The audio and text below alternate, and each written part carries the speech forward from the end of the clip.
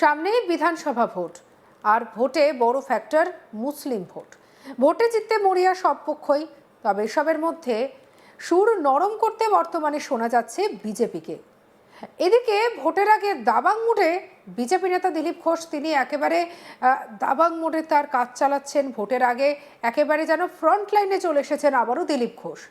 আর এবার সরাসরি তিনি একেবারে বললেন এমন কথা যা শুনলে পরে সত্যি অবাক হবেন। তিনি বলছেন যে মুসলিমরাই ঠিক করুক, শান্তি চান নাকি খুন চান, উন্নয়নের সঙ্গে থাকবেন নাকি দুর্নীতির সঙ্গে।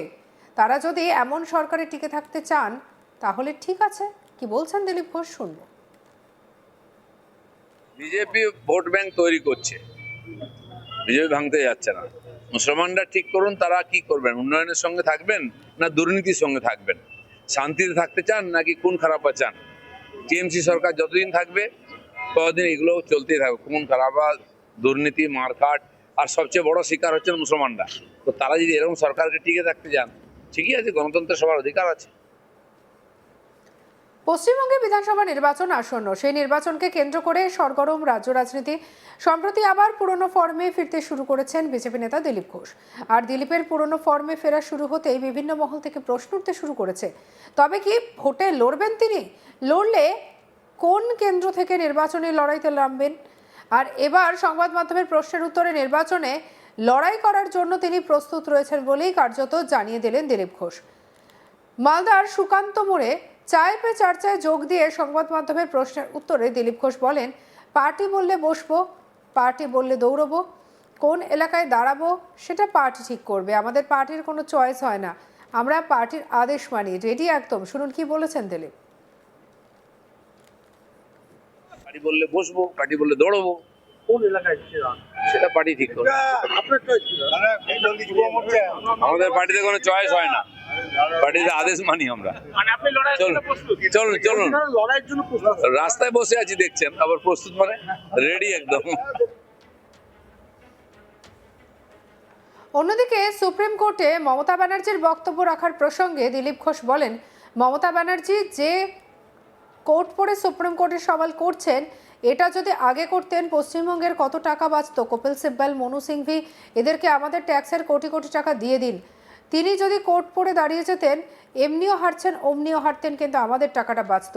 তিনি সেটা করলেন না। তিনি সারা জীবন কারোর কথা শোনেন না, সুপ্রিম কোর্টও শোনেননি, সুপ্রিম কোর্টেও শোনেননি, ড্রামা করেছেন। এত ড্রামা করার কি আছে? পশ্চিমবঙ্গে যেটুকু মান সম্মান ছিল সেটুকু দিল্লির জামানায় ডুবিয়ে চলে এলেন। কি বলছেন দিলীপ ঘোষ, শুনবো। আচ্ছা, মমতা ব্যানার্জি আজকে যে কোর্ট পরে রিট করছেন কোর্টে, এটা যদি আগে করতেন পশ্চিমবাংলার কত পয়সা বাঁচতো। এই যে কপিল সিব্বল, এই মনু সিংভি, এদেরকে কোটি কোটি টাকা আমাদের ট্যাক্সের টাকা দিয়ে দিলেন। উনি যদি নিজে কোর্ট পরে দাঁড়িয়ে যেতেন, হারছেন তো এমনি অমনি হারতেন, কিন্তু আমাদের টাকাটা বাঁচতো, সেটা উনি করলেন না। যাকে উনি গেছেন, শুভেচ্ছা থাকবে। কিভাবে দেখলেন কালকে যে উনি সওয়াল জবাব করলেন? ওনাকে তো বারবার বলছে সুপ্রিম কোর্টের বিচারক যে আপনি ছেড়ে দিন, উকিলরা যথেষ্ট যোগ্য, তাদের কথা শুনি। উনি জোর করে শুনবেন, সারা জীবন জিত, এখানেও যা করেন শুনবেন না, তো সেটাই করেছেন। এত ড্রামা করার কি দরকার আছে? রাজনৈতিক কোনোভাবে রাজনীতির কোনো ফায়দা হলো? সব জিনিসের রাজনীতি ফায়দা হয় নাকি? লোক পশ্চিমবাংলার যেটুকু মান সম্মান ছিল সেটা ওখানে দিল্লিতে ডুবিয়ে দিয়ে চলে গেলেন, যমুনাতে।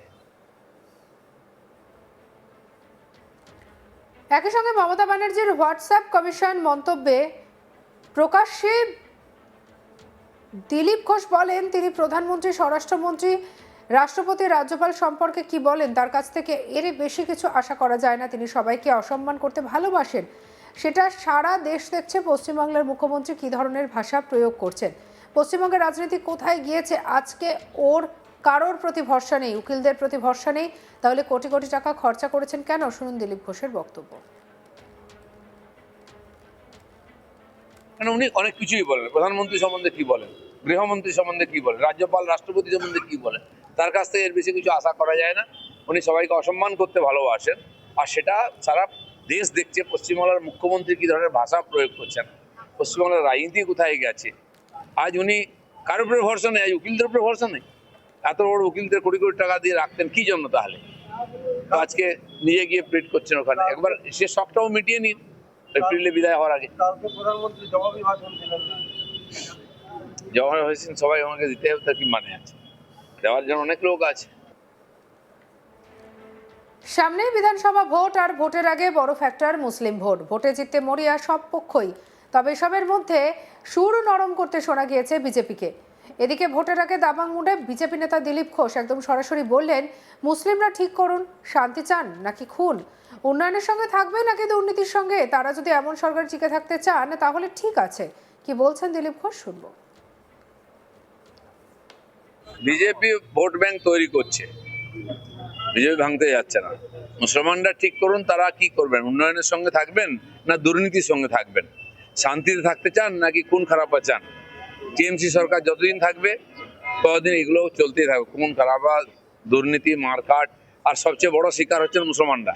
তো তারা যদি এরকম সরকারকে টিকে থাকতে চান, ঠিকই আছে, গণতন্ত্রের সবার অধিকার আছে।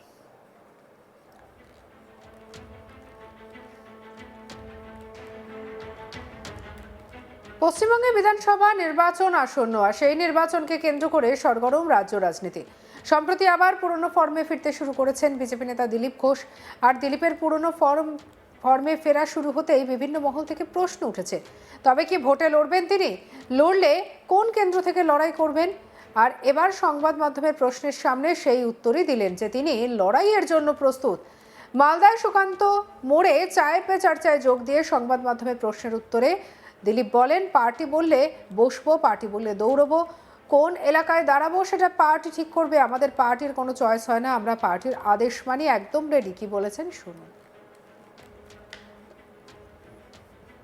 পার্টি বললে বসবো, পার্টি বললে দৌড়বো, কোন এলাকায় সেটা পার্টি ঠিক করবে। আপনার চয়েস ছিল? আমাদের পার্টিতে কোনো চয়েস হয় না, পার্টিতে আদেশ মানি আমরা। মানে আপনি লড়াইয়ের চলুন জন্য প্রস্তুত? চলুন চলুন, আপনারা লড়াইয়ের জন্য প্রস্তুত? রাস্তায় বসে আছি দেখছেন, আবার প্রস্তুত মানে রেডি একদম।